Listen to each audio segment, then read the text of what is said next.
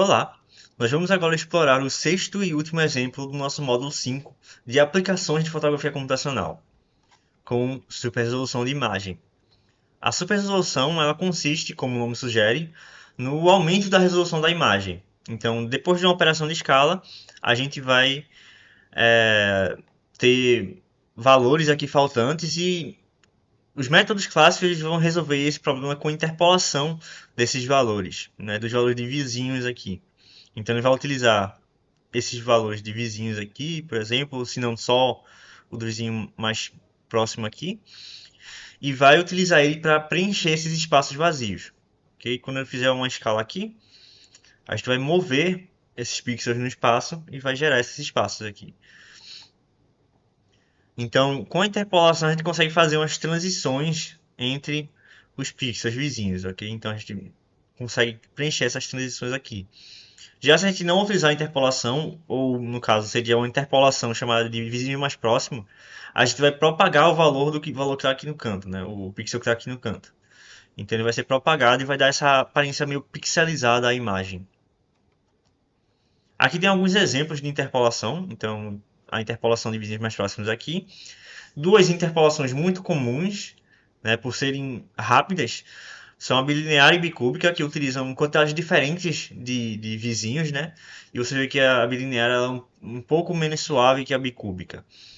E aí você tem algumas mais complicadas, né? Muitas delas presentes no OpenCV para vocês testarem aí, sem ter que implementar. Só que esse método é bem limitado, já que ele só usa a informação dos vizinhos aqui, que não necessariamente esses preenchimentos vão ser coerentes com o que a cena representa, né, na vida real. Especialmente quando a gente tem um fator, né, de escala muito grande. Então, quando a gente quer fazer um aumento de resolução muito grande. E é por isso que os métodos modernos utilizam redes neurais convolucionais ou transformers. As redes convolucionais, como vocês viram no módulo 4, utilizam blocos convolucionais para execução de tarefas de visão. Né? Os filtros nelas são aprendidos, ok? Então são parâmetros. E no caso das redes para esse tipo de tarefa, você vai ter classicamente operadores que executam esse upsampling aqui, às vezes convolucionais, às vezes operadores clássicos, e às vezes soluções mais simplificadas, ok? Então, a pipeline normalmente vai ter uma imagem de alta resolução, que é o nosso target, né, o nosso objetivo. E a gente vai degradar ela, vai diminuir as dimensões e provavelmente adicionar algum ruído, coisa do tipo. Então a gente obtém a imagem de low resolution. Vai passar pela rede aqui e ela vai aumentar essa imagem de low resolution por algum fator de escala K, que normalmente é algo fixo e um número inteiro, então 2 vezes maior, 6 vezes maior, 4 vezes maior, ou até 8 vezes maior, por exemplo. E no final a gente vai ter uma imagem de super resolução, né? A Super Resolve Image, que vai ter as mesmas dimensões espaciais que a imagem de alta resolução, né? E aí o que a gente vai fazer é uma regressão a nível de pixel, ou seja, a gente quer diminuir a diferença entre essa imagem, os pixels dessa imagem, os valores dos canais dessa imagem, e essa imagem aqui. A gente quer reduzir, minimizar esse erro. Então a diferença entre as duas, basicamente.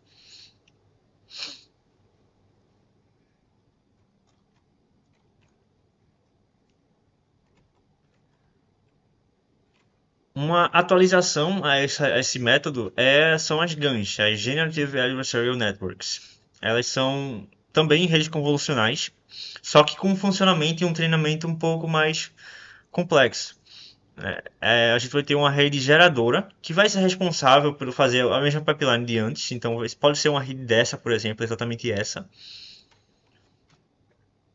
Aqui está uma bem maior e bem mais complexa, que vai me dar a minha imagem de super resolução. E a gente vai ter uma rede discriminadora, que vai ter como entrada, ela é um classificador, ok? Um classificador convolucional também. E vai ter como entrada imagens de super resolução e as imagens target, né? As imagens de alta resolução também. E ela quer diferenciar as duas classes de imagem, ok? Então ela quer saber se ela quer te dizer se uma imagem é falsa ou não, se ela é gerada ou não. enquanto a rede geradora ela quer tanto minimizar o erro entre a Super Resolved Image e a imagem de alta resolução original, ela também quer enganar essa rede discriminadora. E a rede discriminadora ela quer conseguir distinguir, né, essas duas fontes diferentes de imagem. No final, a gente consegue utilizar a rede geradora, né, depois de treinada, para fazer a inferência e conseguir a minha super resolução da minha imagem, né, de baixa resolução. Os transformers são os métodos mais modernos atualmente, né? Eles estão no estado da arte e eles são da mesma classe de modelos do ChatGPT, né? Que são modelos de linguagem, só que adaptados para tarefas de visão. Então a gente vai ter componentes que adaptam ele para tarefas de visão. E aí a gente vai ter uma pipeline bem parecida aqui, ok? Só que dessa vez os blocos que a gente vai utilizar são diferentes, né? Os transformers eles se constroem amplamente no conceito de attention, né? Atenção, que são mecanismos que meio que guiam a inferência do modelo, né? Dando importância maior para features que ele julgar relevante para a execução da tarefa. Eles também são conhecidos por precisarem de bem mais dados para ser treinados e serem mais pesados computacionalmente de rodar. Aqui tem alguns resultados, né, com a imagem original aqui de alta resolução, a imagem resultado da interpolação bicúbica, que é normalmente o modelo, a forma clássica comparada, né, nos papers. E daqui para frente a gente tem modelos diferentes, ok? A SRCNN é inclusive uma das pioneiras aí na super resolução com redes convolucionais neurais. Né? E aí a gente mostra aqui a diferença da utilização de diferentes métodos, ok? Então a bicúbica ela vai deixar um pouco mais borrada, tanto nessa imagem de cima quanto na de baixo. Enquanto as redes neurais elas conseguem preservar um pouco mais da nitidez, ok? Depois do processamento. Aqui tem outros métodos sendo apresentados, né? Então, a gente tem uma imagem de alta resolução aqui. Ela tem um patchzinho aqui cortado para a gente ver melhor.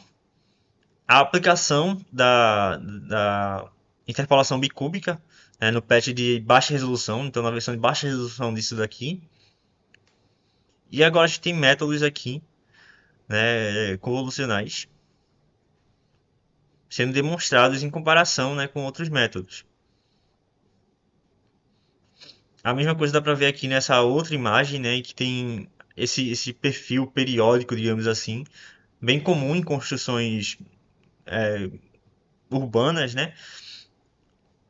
Então dá pra ver a diferença. A bicúbica ela deixa as linhas bem mais tortas assim, né? Enquanto as redes às vezes conseguem captar um pouco melhor que é na verdade reto. Fora que a nitidez também é bem maior quando a gente utiliza redes neurais. E aí, para a gente ver uma aplicação disso daqui, eu separei um exemplo no Colab que pode ser visualizado aí e a gente vai estar explorando ele na próxima aula.